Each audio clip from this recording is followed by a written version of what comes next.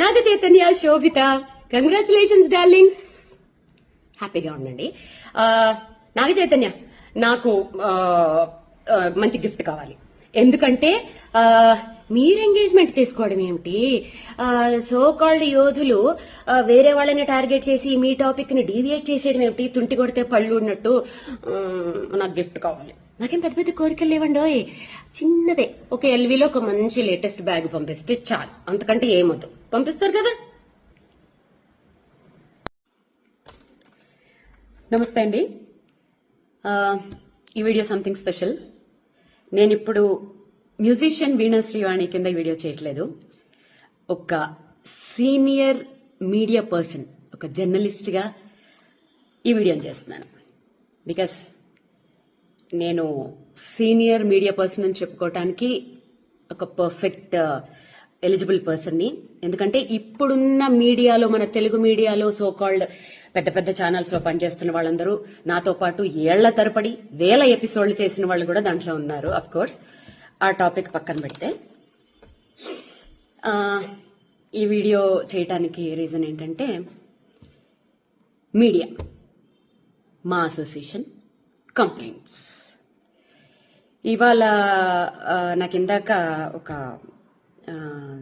Journalist, ఒక పెద్ద ఛానల్లో పనిచేసే ఆయన, నాకు ఆప్తులు, ఒక పోస్ట్ పంపించారు.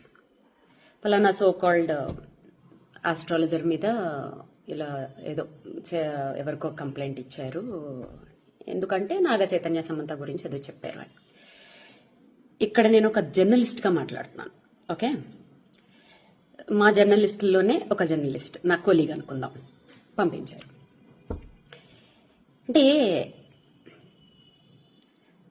సరే, ఒక జ్యోతిష్యం చెప్పిన ఒక మనిషి మీద సో కాల్డ్ ఛానల్స్ గంటలు గంటలు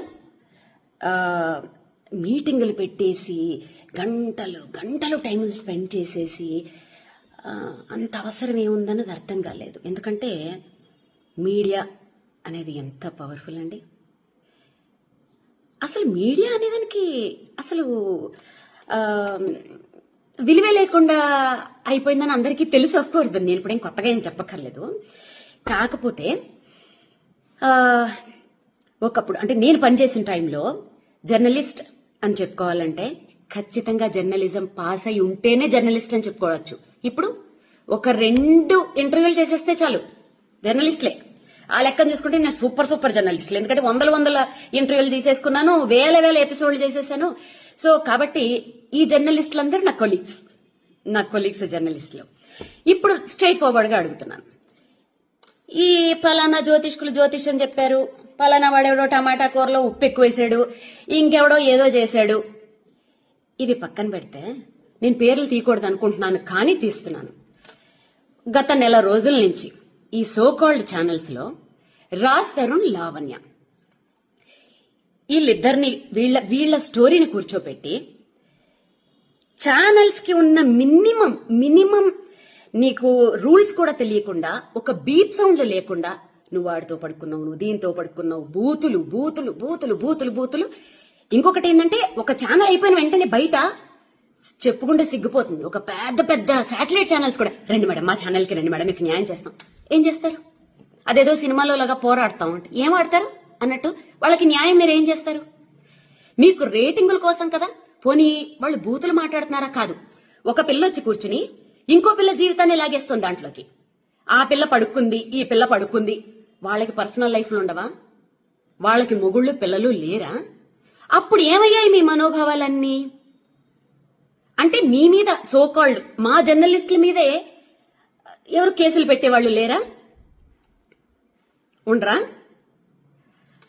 సో ఇది ఎవరు ఆలోచించుకోవాలి చెప్పనా? ఆడియన్స్, మెయిన్ గా యూత్ ఆలోచించుకోవాలి. ఒక శాటిలైట్ ఛానల్ 24 hours లో విద్యార్థుల నోటిఫికేషన్స్ కోసం గాని, ఉద్యోగాల కోసం గాని, రైతుల ప్రాబ్లమ్స్ కోసం గాని, ఆడవాళ్ల సెక్యూరిటీల కోసం గాని, ఇంకా దేని గురించి గాని అట్లీస్ట్ ½ an hour అయినా ప్రచారం చేస్తున్నాయండి. ½ an hour.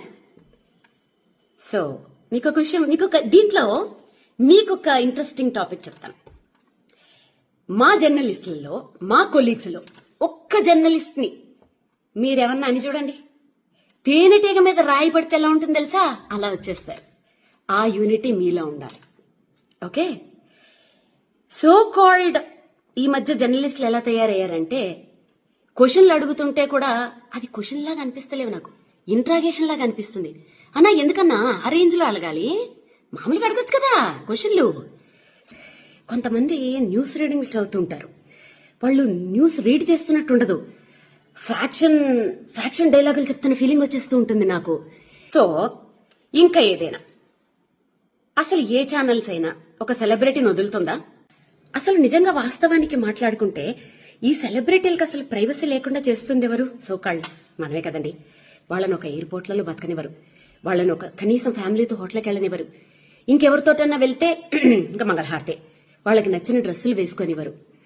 ఎవరండి సెలబ్రిటీలకి అసలు ప్రైవసీ లేకుండా చేస్తుంది? సోకాల్డ్ మనమే కదా, మన జర్నలిస్టుల మిత్రులమే కదండి.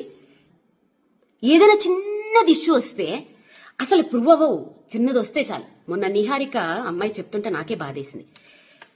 కెమెరామెన్లు వాళ్ళ పెరట్లోంచి గోడలు కూడా దూకేసి అసలు స్నానాలు చేయకుండా, మొహాలు కడగకుండా 4-5 రోజులు వాళ్ళ కొంపల ముందు దేకేసి వాళ్ళ బయటల కోసం వాళ్ళు దొంగతనంగా వాళ్ళని షూట్ చేసేయడానికి. ఏ ఏ ఏ ఎందుకంత దిగజారిపోవాలి మీడియా? మీడియా అంటే అదా? కాదు. ఆఫ్టర్ కరోనా ఏమైపోయిందంటే ప్రతి ఒక్కళ్ళకు కుటీర పరిశ్రమను పెట్టేసుకుంటున్నారు. ఆ కుటీర పరిశ్రమలు ఎంత దారుణంగా ఉంటున్నాయి అంటే, ప్రధానమంత్రి మోడీని మొదలు పెట్టుకుంటే, కొండ మీద వెంకటేశ్వర స్వామిని మొదలు పెట్టుకుంటే, ఒక జీసస్, అల్లా, దేవుడు, దెయ్యం ఏమీ లేదు. ఎవరిని పడితే వాడు వాడిని బూతులు తిట్టుకొని, వాడు వీడి బూతులు తిట్టేసుకోను. ఇది మనకి ఆర్టికల్ 19A ఇచ్చిన ఒక వరం. ఇక్కడ ఏంటంటే జోకు, ఒకళ్ళ మీద ఒకళ్ళు కేసులు వీటి మీద ఏం పనిచేయవు. అలా పెట్టదలుచుకుంటే ఎన్నో పెట్టచ్చు. సో ఇవాళ పొద్దుట మంచు విష్ణు అన్న ఫోన్ చేసి చాలా మర్యాదగా, ఎంత చక్క పద్ధతిగా మాట్లాడాడు పాపం అతను. ఆ కల్చర్ బాగా నచ్చింది. అఫ్కోర్స్ విష్ణన్న ఒక పెద్ద హీరో కొడుకు గురించి ఒక జ్యోతిష్కుడు జ్యోతిష్యం చెప్పాడని కేసులు పెడతామని వీళ్ళు పెడుతున్నారని చెప్పి మీ దగ్గరికి వచ్చిన జర్నలిస్టులని మీరేమడగాలి తెలుసా?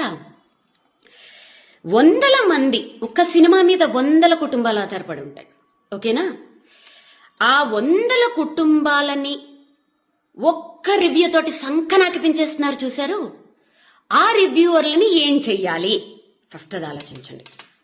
దాంట్లో మా జర్నలిస్టులు కూడా ఉండొచ్చు, తప్పేం లేదు, ఎవరినన్నా ఏమైనా చేసి పర్వాలేదు. మరి 100 మంది పనిచేస్తున్న ఆ సంస్థలు నీ రోడ్ల మీదకి తెచ్చేస్తున్న ఫలానా ఈ రివ్యూవర్ల మీద మరి మీరేమి యాక్షన్ తీసుకోరా? అంటే ఆ రివ్యూస్ ఇచ్చే వాళ్లలోనే మా జర్నలిస్టులే ఉన్నారని చెప్పి మీరు ఆలోచిస్తున్నారా? అంటే జర్నలిస్టుల మీద కేసులు పెట్టే వాళ్ళు ఎవరు లేరా? పెట్టకూడదా? జర్నలిస్టులు ఏమైనా దేవుళ్ళా? తప్పు చేస్తే ఎవరి మీద ఎవరైనా కేసులు పెట్టచ్చు. కాకపోతే ఏంటంటే గొంగళి పురుగుల్లో అన్నం తింటూ వెంట్రుకను చూసి అసహించుకున్నారట. అలా ఉంది మా జర్నలిస్టుల కథ.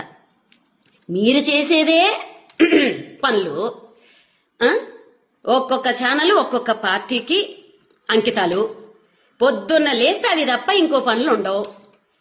ఏమైనా టాపిక్లు డీవియేట్ చేయాలంటే గిట్లా, ఫలానా పంతులు అట్లా చెప్పాడు, వీడు ఉప్పులో కారం ఎక్కువ వేశాడు, ఆమెవరో 2వ పెళ్ళాన్ని ఉంచుకున్నారు, వీళ్ళెవరో ఇంకొక, సారీ ఇలా మాట్లాడుతున్నాను ఏమనుకోకండి, ఎందుకంటే పెద్ద ఛానల్స్ బీపుల్ లేవు నాకెందుకు ఇంకా. సో ఇంకెవరో ఇంకొక పొలిటీషియన్ ఎవరో 2వ భార్యను ఉంచుకున్నాడు. అబ్బా అబ్బా అబ్బా అబ్బా, ఇవి తప్ప మీడియా అంటే ఇదా? ఇంత దరిద్రమా? సో ఫైనల్గా నేనేం చెప్తున్నానంటే, యూత్ మారండి. వాళ్ళు ఏమంటారు తెలుసా మీడియా వాళ్ళు? మంచి వీడియోలు పెడితే అసలు ఎవడో చూడట్లేదండి అని మీకే ఇస్తున్నారు. పోరాడండి, హ్యాష్ట్యాగులు పెట్టండి పెద్ద పెద్ద ఛానల్స్ కి. మాకు ఈ చెత్త ప్రోగ్రాంలు వద్దు, ఉపయోగపడే ప్రోగ్రాంలు వేయండి. మా లైఫ్ కి, మా జీవితాలను నిలబెట్టే ప్రోగ్రాంలు, గవర్నమెంట్ ని ప్రశ్నించే ప్రోగ్రాంలు మీరు వెయ్యండి. హ్యాష్ట్యాగులు పెట్టి ఫైట్ చేయండి. మీరు ఫైట్ చేస్తే సాధించలేందా? తెలంగాణ అలా సంపాదించుకున్నది కాదా? ప్రతి రాష్ట్రంలోనూ అలాంటి సంపాదించుకున్నవి ఎన్ని లేవు? మీకోసం ఫైట్ చేయండి. ఎంటర్టైన్మెంట్ కావాలంటే మీ ఫ్యామిలీ మెంబర్స్ లో, మీ ఫ్రెండ్స్ లో వెతుక్కోండి. అంతేగాని మీడియాలో ఎంటర్టైన్మెంట్ కోసం మీ జీవితాలు నాశనం చేసుకోకండి. ఛానల్స్ ని ఎదిరించి ప్రశ్నించండి.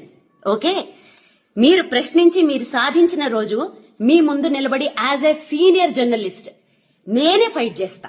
ఈ జ్యోతిష్యాలు, పురోహితుళ్ళు, అసలు ఇవన్నీ బ్యాన్. అసలు సోషల్ మీడియాలో చెప్పకూడదు. ఎవరైనా చెప్తే ఫస్ట్ నా మొగుడు కాదు, ఎవరు కాదు, ఫస్ట్ నేనే కేసు పెడతా. ఓకే, అసలు ఈ వీటికి నాంది పలికింది ఎవరు? మీడియా వాళ్లే కదా. 2009 నుంచి పలానా ఎవరైనా పెద్ద పొలిటీషియన్ హాస్పిటల్లో ఉంటే వాళ్ళు ఉంటారా పోతారా? ఒకవైపు జ్యోతిష్కులు, ఒకవైపు డాక్టర్లు. పలానా క్రికెట్ మ్యాచ్లు వస్తుంది, ఎవరు విన్ అవుతారు? ఓ పక్క జ్యోతిష్కులు, ఓ పక్క డాక్టర్లు. దాంట్లో ఫస్ట్ గా వేణుస్వామి ఉండాలి, లేకపోతే మళ్ళీ అది ఎవడో చూడడం. ఓకే, ఓ పలానా సినిమా, ఈ సినిమా హిట్ అవుతుందా ఫట్ అవుతుందా? ఓ పక్క డైరెక్టర్లు, ఓ పక్క జ్యోతిష్కులు. అసలు దీనికి నాంది పలికింది ఎవరు? సోకాల్డ్ 6 జర్నలిస్టులు మన టీవీ ఛానల్సే కదండి. ఇప్పుడు ఎవరికి వాళ్ళు కుటీర పరిశ్రమలు పెట్టుకుని ఓన్ గా చెప్పుకుంటూ ఉంటే మీకు నొప్పి వచ్చింది కదా. ఇక్కడ మారేది మారరు సోకాల్డ్ ఛానల్స్, సోకాల్డ్ రాత్రికి రాత్రి పుట్టుకొచ్చేసిన చుట్టుకు పుట్టుకు యూట్యూబ్ ఛానల్స్. మారాల్సింది ఆడియన్స్, మారాల్సింది యూత్. మీరు మారండి. మాకు ఈ దిక్కుమాలిన ప్రోగ్రాములు వద్దు, మేము చూడము అని చెప్పి హ్యాష్ ట్యాగులు పెట్టి ఫైట్ చేయండి. మీలో ఆ రిజల్యూషన్ వచ్చినప్పుడు అన్ని మారతాయి. అప్పుడు నేను కూడా మారతాను. నేను మీ ముందు కలిపి పోరాడతాను. ఓకేనా?